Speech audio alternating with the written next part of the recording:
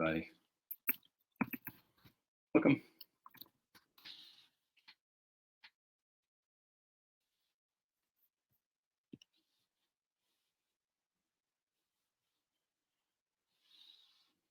My door's shut? Yeah.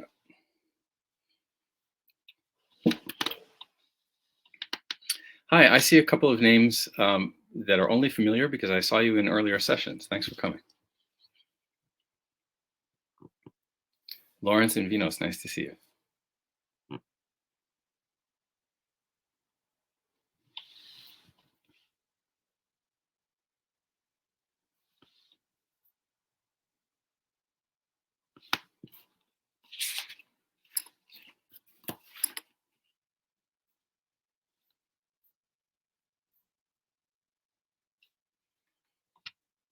Hi, Dan.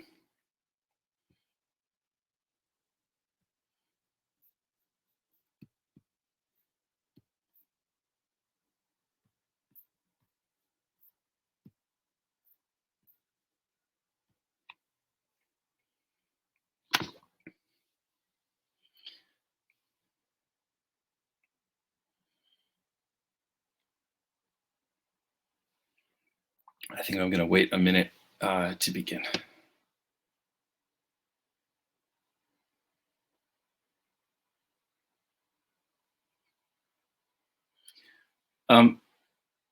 Dan, can I ask you to be watching the chat? Do you have the ability to turn on your mic and or raise a hand or something?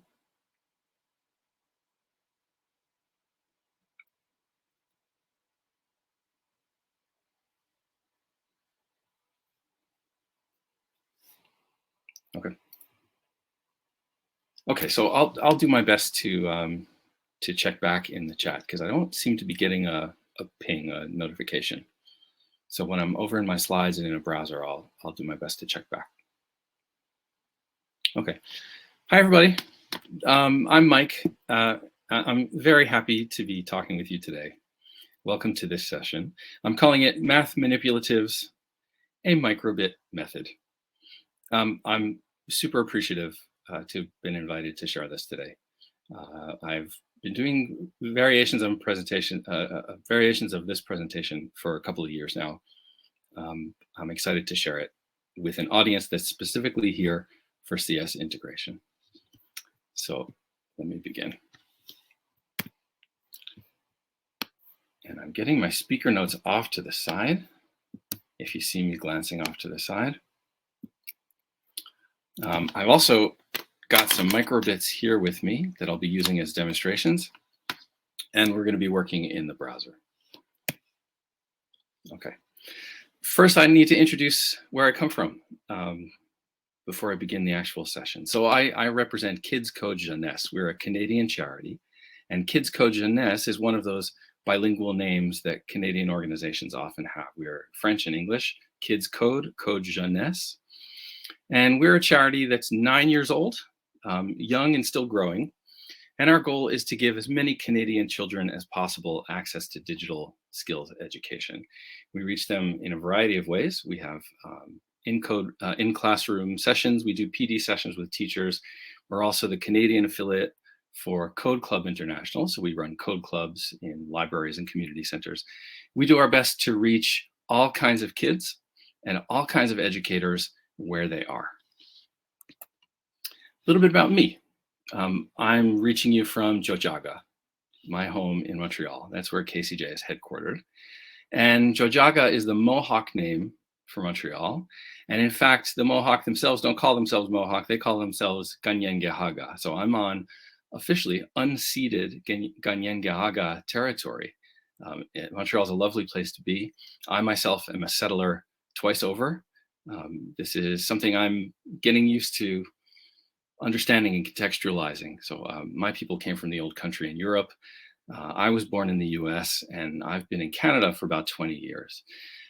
If you know whose traditional territory you're on, I invite you, as we always do, to enter in the chat so that we all get a little closer to recognizing where we all are coming from. Thanks.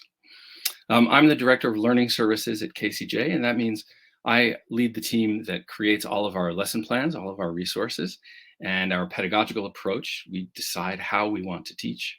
And my team is also our instructors who are out in the field. I myself have started this as a career pivot. This is a second career for me. I was educated in CS, not well. I came out of my CS undergrad program not enjoying it very much.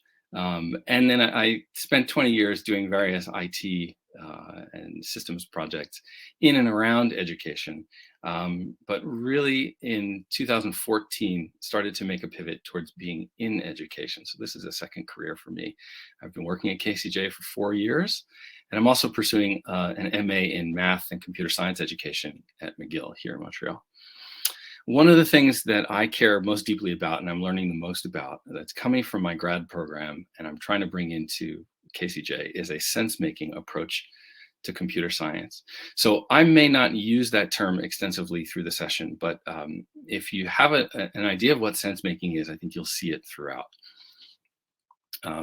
Sense-making is a way of gearing your instruction to develop conceptual knowledge in a very equitable way, not just for the kids who pick things up quickly or for the kids who've got prior experience. Okay, so I have some assumptions of who you are just by the virtue of being at CSTA Summit and for having chosen this session. So I wonder if you'd go over to the polls tab and confirm for me. I've got 2 poll questions there. Are you doing CS integration, or are you just teaching straight CS, or maybe you're teaching straight math and you wandered into this session?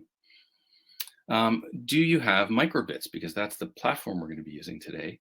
Do you have experience with them, or are you just sort of curious about them, or is this completely new to you? And I have a hope that some of you saw the word manipulative in the title, and you know that that is just pedagogical gold. If that's the case, welcome. I'm really happy to be speaking to you.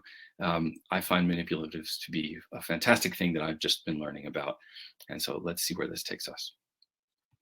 I'll flip back over to the poll and see in this session, in the poll, can I show the results? Would anybody like a few seconds to finish? If you head over to the poll tab,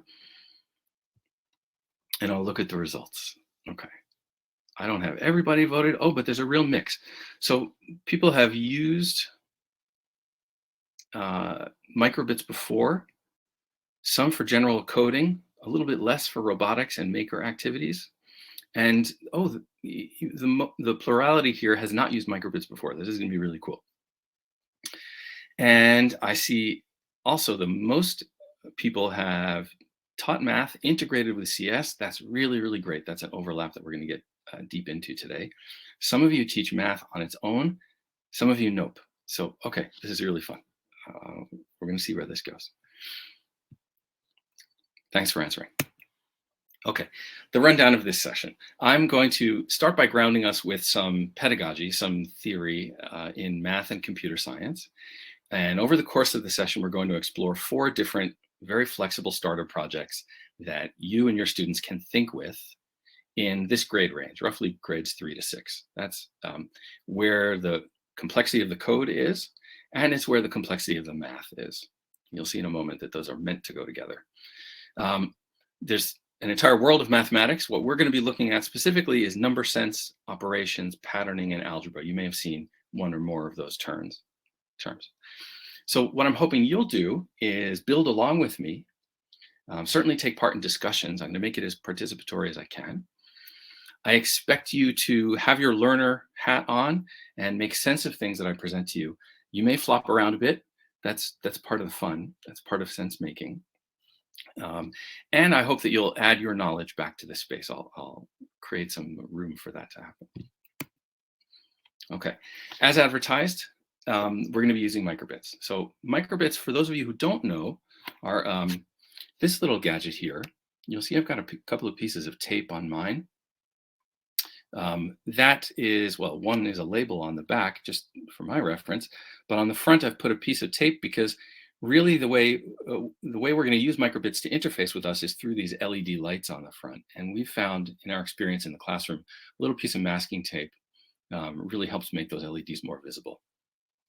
Anyhow, microbits have a lot on board. They've got all kinds of sensors, a processor, memory, interactive buttons on the front, which makes them kind of Nintendo-y. They really lend themselves well to games and interaction. And it's basically a gadget that you can do lots of things with. It has expansion for circuits along the bottom here. It's got an accelerometer and other sensors inside it, but none of those are going to be important to us today. Really, all we need for this is the memory that's built inside and the processor, these A and B buttons, and this LED screen itself. The LEDs are it's just a 5x5 matrix of LEDs. It's like a teeny little screen. They're only red LEDs. They don't show other colors. And that's fine for us, because really what we're going to be doing here is building teeny purpose-built calculators for ourselves to do math with. Okay. Just expanding my speaker notes, and let's begin with a little bit of pedagogy. I think you'll see two themes running in the background through this session. The first is what brings us to the CSTA Summit today, which is the productive integration of CS with some other subject. Right? The idea of adding concepts and practices from the world of CS can help unlock concepts and practices in that other subject that you as a teacher want your students to have access to. And the fact that you're adding coding and the abstractions and the methods that come with that really can open up interesting things in that subject that with other materials are not easy to get to. And the second theme is manipulatives themselves. What is the nature of a manipulative? How do they help learners make sense of things? There's that word again. And how do manipulatives help learners move from very concrete understanding to representational understanding, and finally to an abstract understanding? So first, let's look at manipulatives from the world of math. Okay. If you've been in a K-4 math class, you've probably seen these. And math teachers will use anything from gummy bears and M&Ms to things that are created by education companies, like these are from Pearson. And they're very, very physical, manipulatives are, of course. They're tangible, they're designed and redesigned, they evolve over the years to have specific characteristics that help unlock ideas. So I don't have in the photo here an abacus, but you're all familiar with that. Oh goodness, I've realized that I haven't turned on my captions. Let me do that. Okay, and I've got my pointer here. So in this sector, we've got cubes and rods and flats. These are really instrumental in teaching base 10. We've got counting tokens. We've got tangrams, which are great for geometry and shapes. And these are used by a math teacher. You know, they'll often have many, many bins in their classroom or in a closet. And they pull them out at different points in the trajectory, all along this progression in elementary math, from just counting to counting on, which is starting with a number and counting additional things, and on down this line until you reach in grade 4, 5, 6, what we call standard algorithms for different operations, where you're dealing with purely abstract manipulation. Along the way, you'll develop models, like representational models on paper or on a whiteboard. Ultimately, you get to the standard algorithm. So I want to pause here because I know a lot of you have math experience. Just throw in the chat, read these and count them up on your fingers. How many of these are terms that you're familiar with? Just answer in the chat.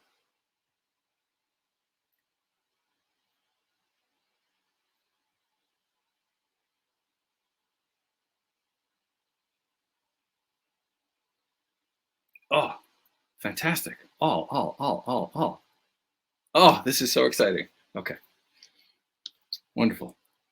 So I'm a newcomer to this, right? As I said, second career. So I find the math education world, particularly the progressive, innovative part of math education, is just amazing.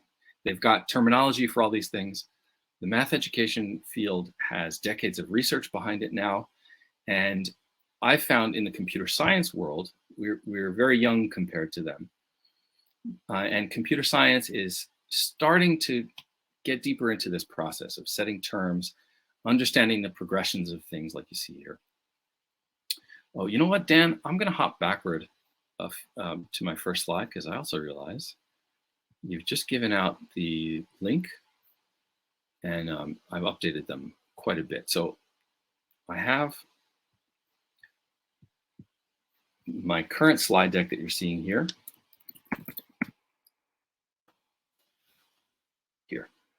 Would somebody take a look at that and let me know if I've got the permissions right? And then I'll continue where I was.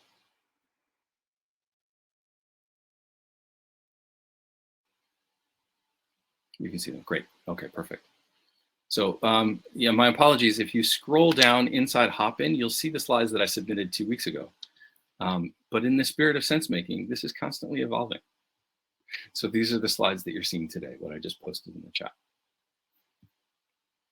Okay. So if any of you aren't familiar with that progression of elementary math, this is a really quick and accessible explainer video. Graham Fletcher is a Canadian-born, now in the US, math educator. He has a terrific blog. I've seen him speak at events. And he's got a series of quick videos where he literally draws out on paper with manipulatives all the steps of that progression that I just showed. And now let's come to CS. Okay. We don't call anything a manipulative in CS. At least I haven't heard that word used. But we've got manipulatives, right? What are our manipulatives? I'd like to know in the chat, what's your favorite manipulative in computer science? If you understand what I mean here. And that screenshot is from CSTA's summer conference last summer. That's the team from code.org. They had a really great session where they talked us through some of their unplugged materials.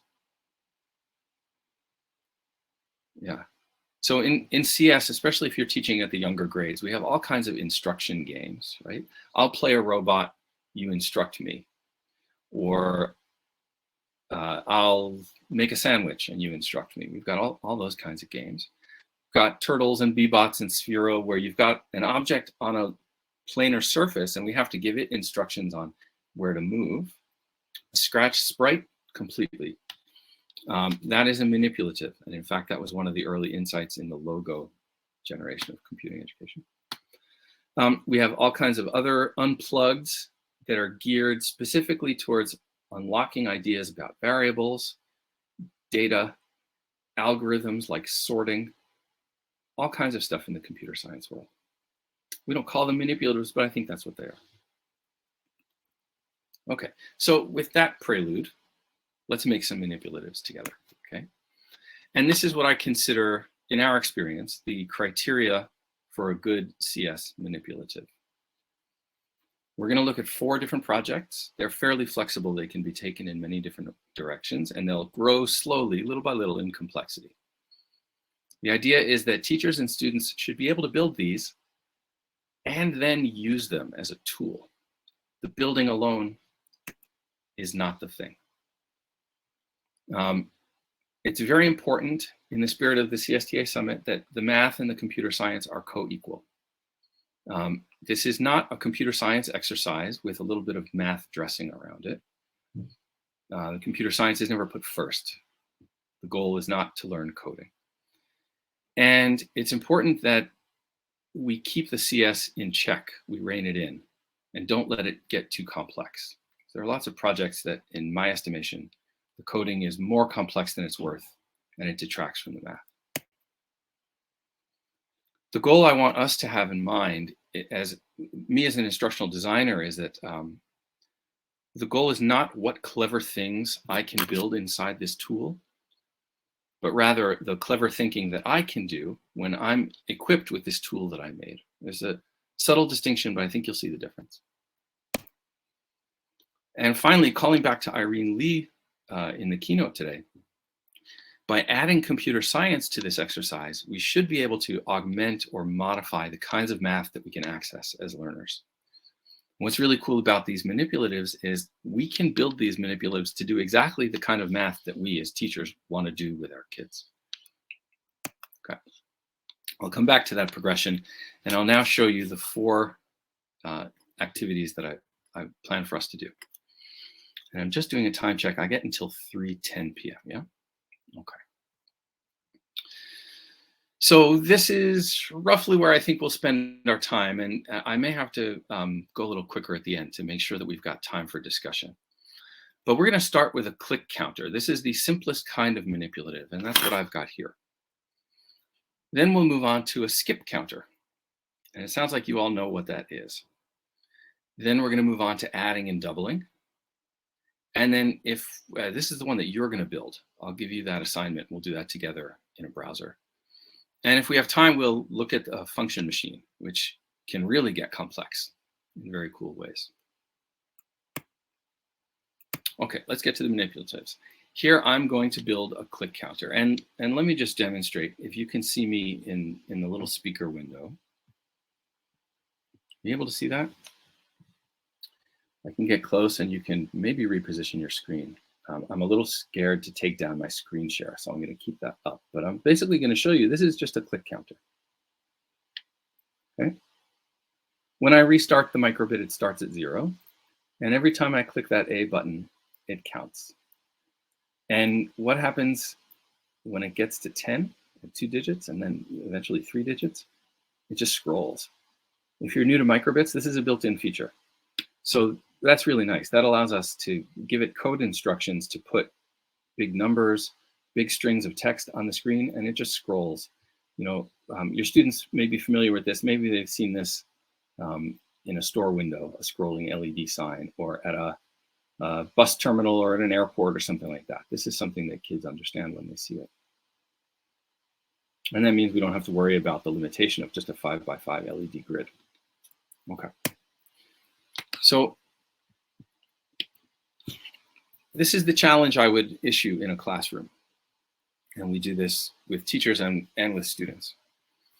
Hey, everyone, can we build a microbit that counts? In the spirit of sense making, I'm going to pose it like a question. And I'm going to see where they take that. Strategically, you can simply open a browser and start to live code and show them. And in fact, that's what I'm going to do now. Or you could see what they make of that question. And in fact, I'm going to play act that now. So if you can all see my make code screen, yeah, okay. I'm just asking you to follow me at the moment, and later on I'll give you the URL if you don't have it, and you can do this on a browser yourself. But for now, just follow me. So when we open up a new microbit project, it's very close to Scratch and other block programming languages. There's categories here with these drawers that pull out. And the makers of this platform have given us a vocabulary that we have to work with. All these different categories. It can get a little bit intimidating because microbits can do so much, but we're going to stay very, very simple. We're given the on start and forever by default. In this project, I'm going to say already, I'm going to get rid of the forever. We don't need that. Let me ask in the chat, do you think you have a sense of how to build this? Give me a % certainty. How certain are you that you could build a working click counter like I've shown you here?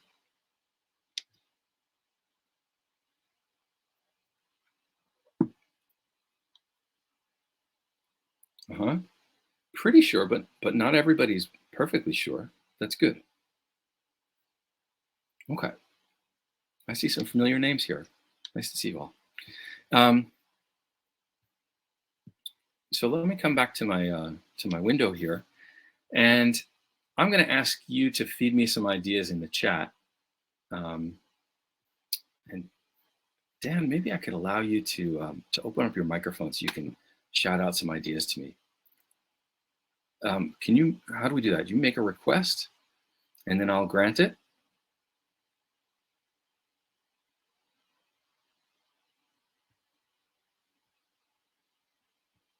Okay.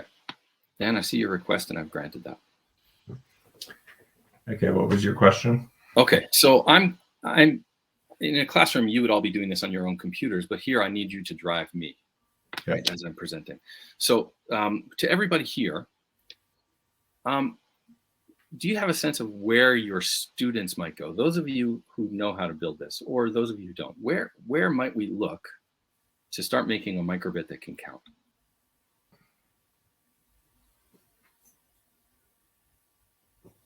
Any thoughts? And Dan, if you'd read them out to me. Input.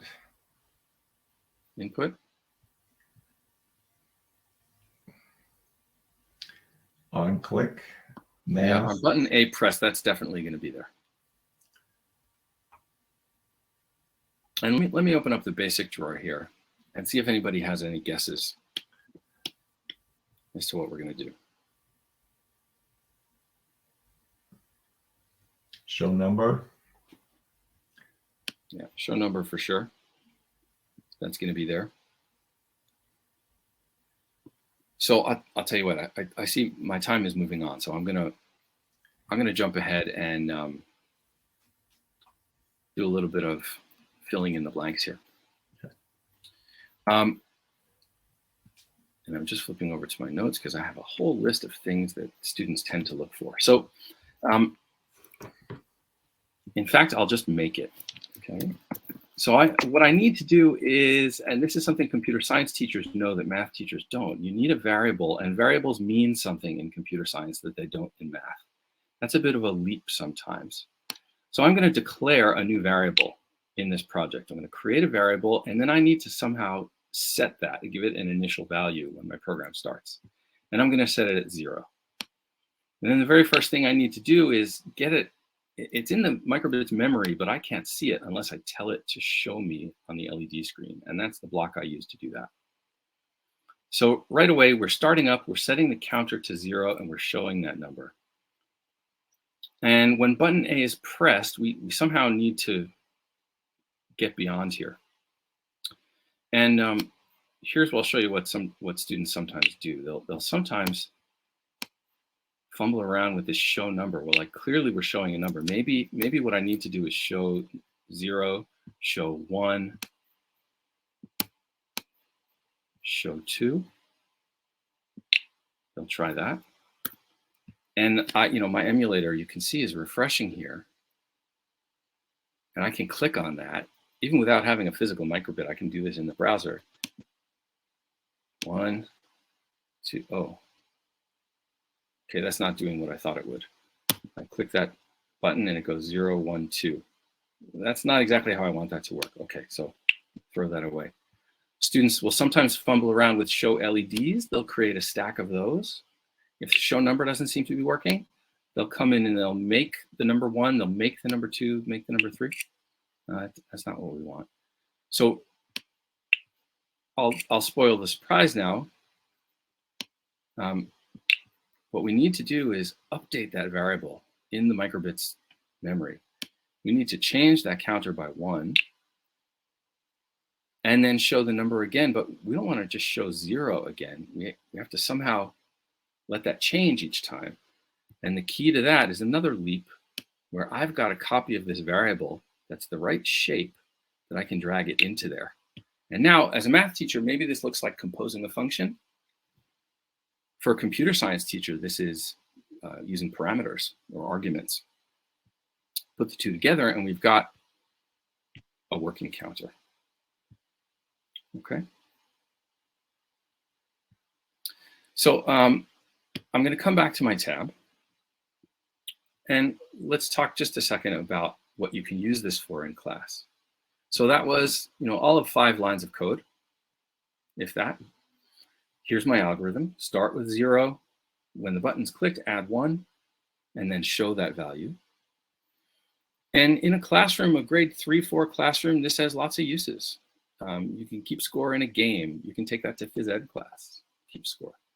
You can count off steps if you're doing some sort of physical measurement of your soccer field or the gym or something. You can act out simple addition problems. And if you're in my slides, I'll just point out these microbit icons that you see here are each linked to a published copy of that project. So those are all available too. Okay. Let's move to the next one. And we're going to talk this through. I'm hoping to get more participation. Unfortunately, there was no way to do that first one with the time that we have. Hey, Mike, you had a question in the chat. Will the counter go indefinitely? Oh, that's a good question. Yes, I'll just answer it straight in the interest of time. It will, right? This is a computer, this microbit, with a computer memory, and it'll do anything you ask it to up to its limits. And in this case, the limit would be thousands of millions, I'm sure. No. Okay, so skip counting. So many of you know what skip counting is. You identified that in the progression. Skip counting is one of the steps on the way to multiplication. You're not just counting by ones, but now you're counting by twos, counting by threes. A really key number that teachers skip count with is fives. And because that's a nice round number, the ones digit is always either a 0 or a 5. And then that leads to tens, right? This is all on the progression towards place value and base 10 and all of that. So we would ask, okay, so let's start with this regular counter and make it a skip counter. Well, let me ask you in the chat, what do I need to do? I'll come back to my browser. What do I need to do to this to turn it from a regular counter to a skip counter? Take an answer in the chat.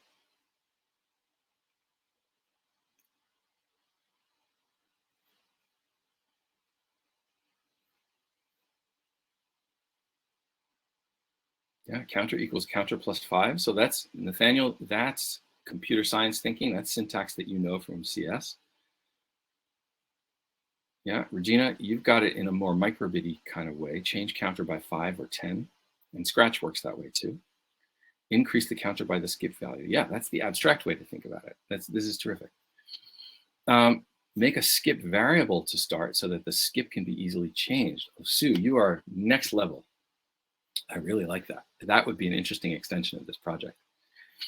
But if I were thinking of this as a math teacher, let me come back to this tab, and I'm going to switch to my skip counting microbit that I have ready.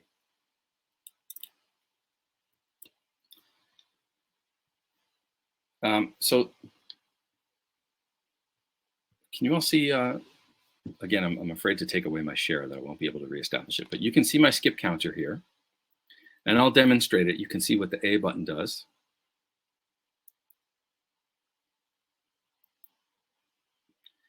And I'll reset, and I'll now show you what the B button does. Okay, so what am I skip counting? I'm skip counting by twos and by fives, and I chose that strategically. And in a class, I might present my students with a problem like this. How can you get, or can you get to 24? I would set a target number. I'd say, can you get to 24 with your skip counter? Or I might say, build a skip counter that can get to 24 and leave you the leeway to pick what are the skips you're going to use.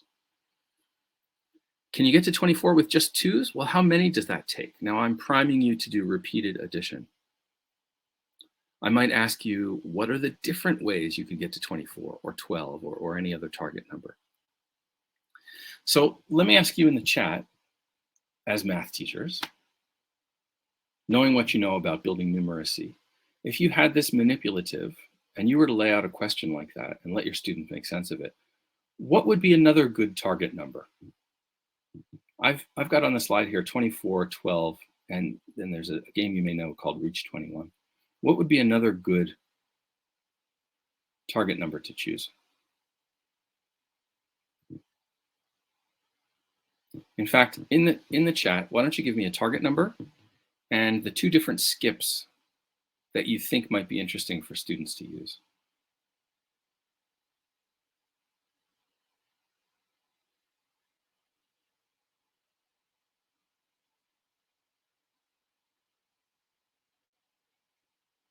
What would be an interesting target number for skip counting? And what would be interesting A and B button skips that students might choose?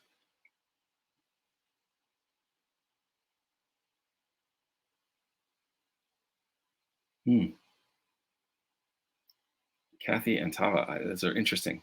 Target of 45 by 5 and 3. I think I can see why, Kathy, you've chosen 5 and 3. But the interesting thing about this is if you pose the question openly, Sue, that's exactly the right point.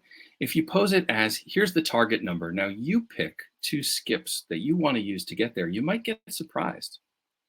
Your students might pick, as we've seen in the classroom, they might pick 1 and the number itself. Thinking they're clever. They're going to do either, let's say the target was 45. They might say, I'm going to make the A button 1 and I'm just going to click it 45 times.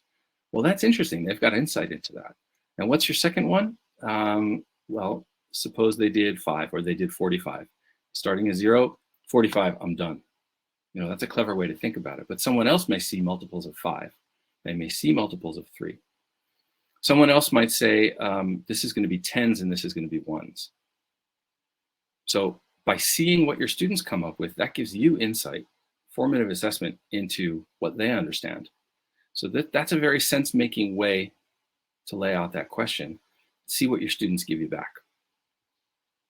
Okay. I see my time is short and I really want to leave time for a discussion. So unfortunately, we're not going to have time to build like I hoped.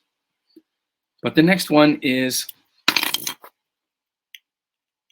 adding and doubling. Okay, we're moving down that sequence even further. Can we make this an adder and a doubler? So in my demo here, I've got +1, +1, +1, and I've got double.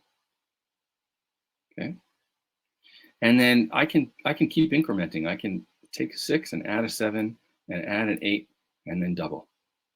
This is another way of doing skip counting, right? But now you're skipping different amounts on the fly. So what I was going to ask you is a question I gave to one of my kids when I developed this one a couple of years ago.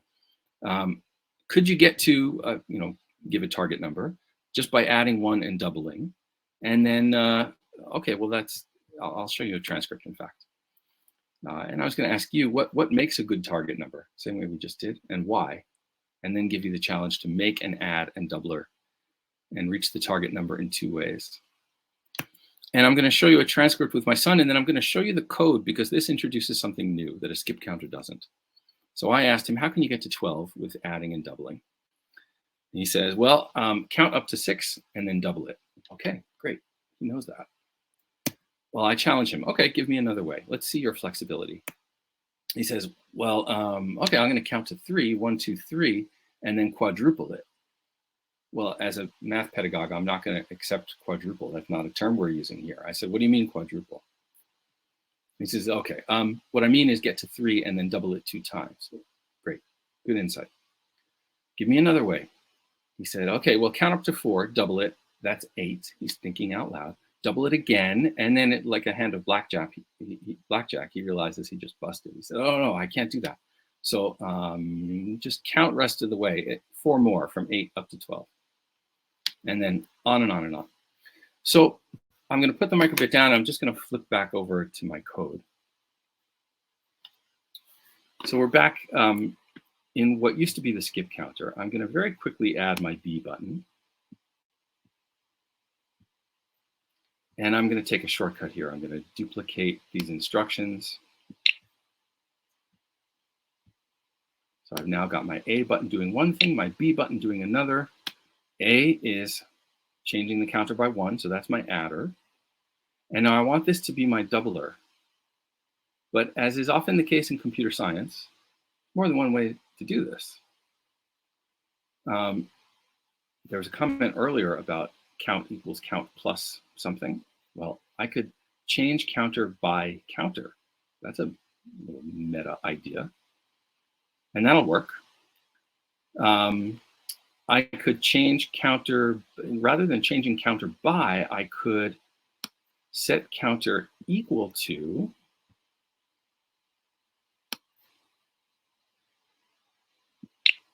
I'd fill in counter plus counter. Right? There's a couple of different ways, and maybe there's even 1 or 2 more. Okay. So boy, we are running up against the clock. The other one that I wanted to show you was this function machine. Can you show me in the chat if you're familiar with a function machine? You may know it by a different name. What's my rule?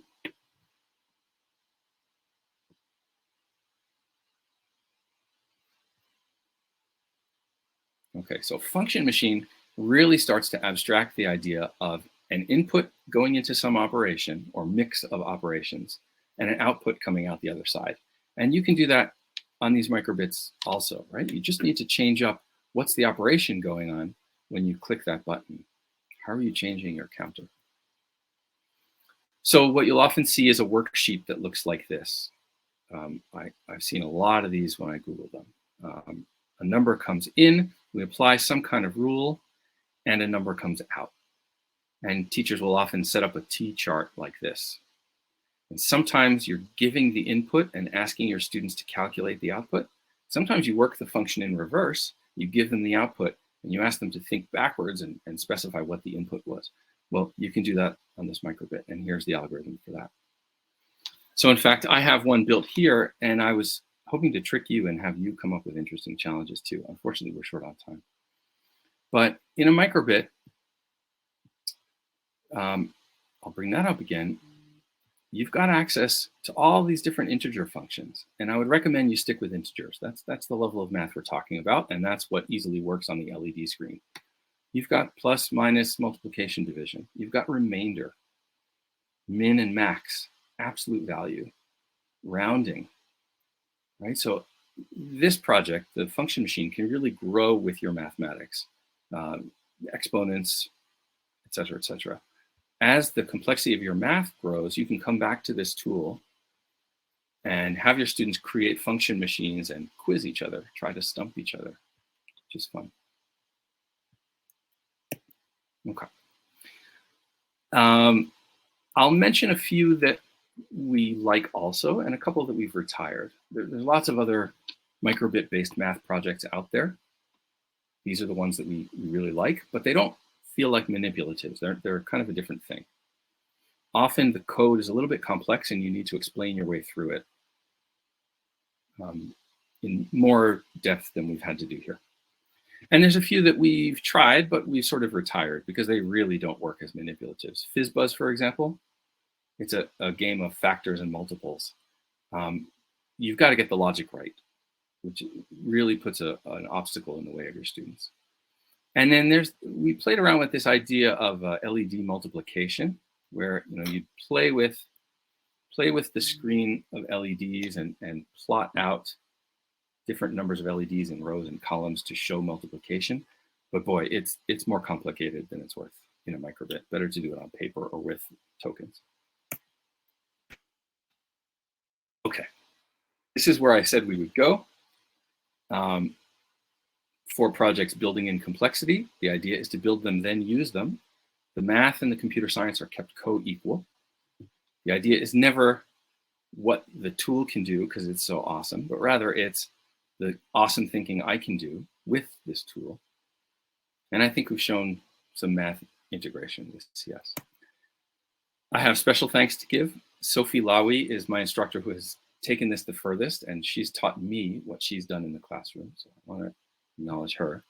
And Jared O'Leary, who's in the CSTA community and a wonderful writer and podcaster. Their episode just this past week added some theoretical framework that was really, really timely for this. So thanks, Jared. And I've got 3 minutes left to ask these questions. Do these connect to anything that you do in the math world with manipulatives? Do you have any corrections, additions, or subtleties that you think would improve these? And the challenge that was issued to us at the beginning of the day, we all came here to learn. And the idea is we should be ready to leave, ready to create. What's resonating for you? In just the 2 minutes, give us some chat.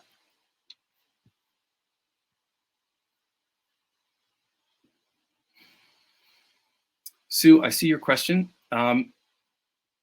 I think these are suitable beginning in 3rd grade, which is when students are generally able to read and write and use the block code at a level of sophistication to do this. And it can go as far as grade 6. Yeah, Kathy, same question, I think, right? I would say roughly 3rd to 6th grade.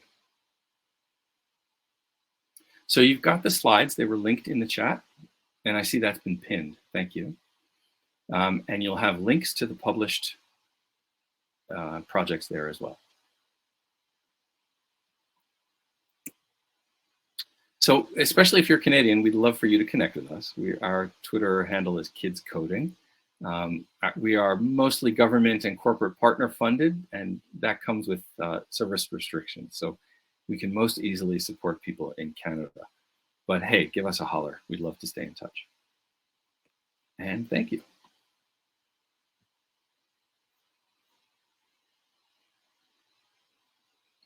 And I'm reading through the chat now. Let me see if there's anything else to talk about. Bridget, thank you.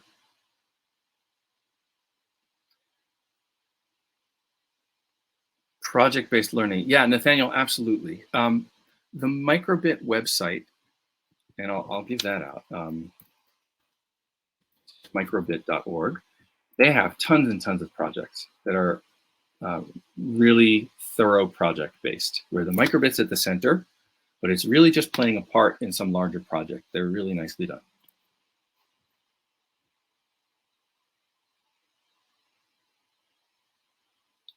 Sue, your brain is spinning with ideas. I'm so happy to hear it.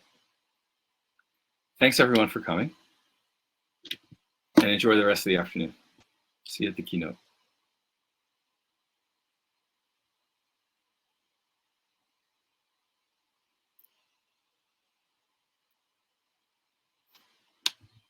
Dan, thanks for the help.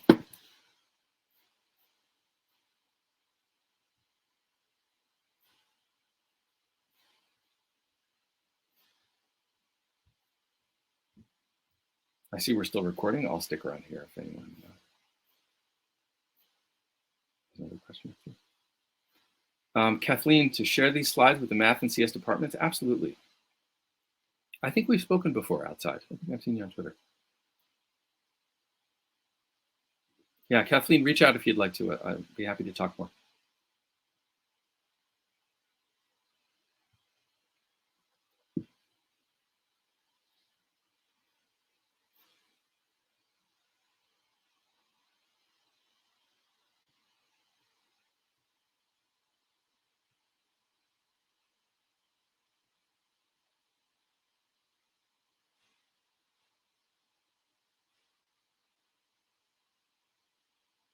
Okay, I think I'm going to shut down now.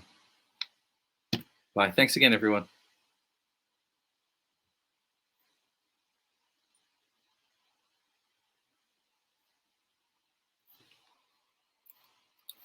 Actually, is there a way to export the chat?